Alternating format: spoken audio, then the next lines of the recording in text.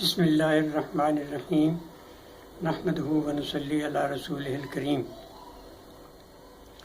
اسلامی جمہوریہ پاکستان کا یوم آزادی منایا جا رہا ہے۔ تمام اہل پاکستان کو یوم آزادی مبارک ہو۔ اس موقع پر ہمیں ذرا سا رک کر اپنا جائزہ لینا چاہیے، افراد کو بھی اور اقوام کے لیے بھی۔ یہ ایک آفاقی اصول ہے کہ جب تک اپنا احتساب نہ کریں اور یہ جائزہ نہ لیں کہ ہم جس منزل کی طرف جا رہے ہیں کیا ہمیں یہ راستہ اس منزل تک پہنچائے گا یا نہیں، اس وقت تک وہ کامیاب نہیں ہو سکتی۔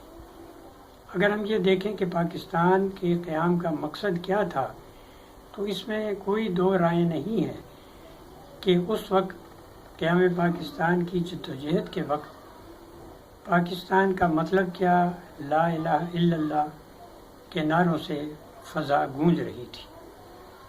لیکن ہم یہ دیکھتے ہیں اور انتہائی افسوس ہوتا ہے کہ ہم نے پاکستان کا مقصد کیا، لا الہ الا اللہ کو بھلا دیا ہے۔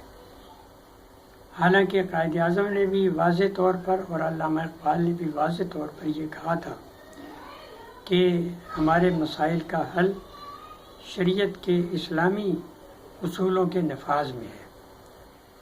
تو چونکہ ہم نے شریعت کے اصولوں کے نفاذ میں غفلت برتی ہے، اس وجہ سے ہم مشکلات اور مسائل میں گھرے ہوئے ہیں۔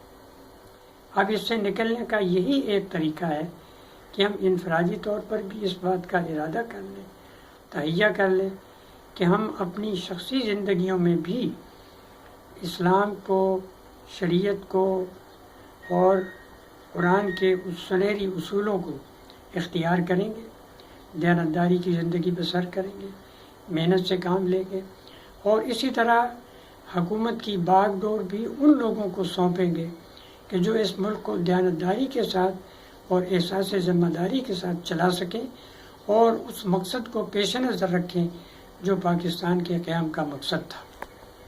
تو میں دعا کرتا ہوں کہ اللہ تعالی ہمیں پاکستان کے صحیح مقصد کے حصول کے لیے آگے بڑھنے کی اور کام کرنے کی توفیق عطا فرمائے۔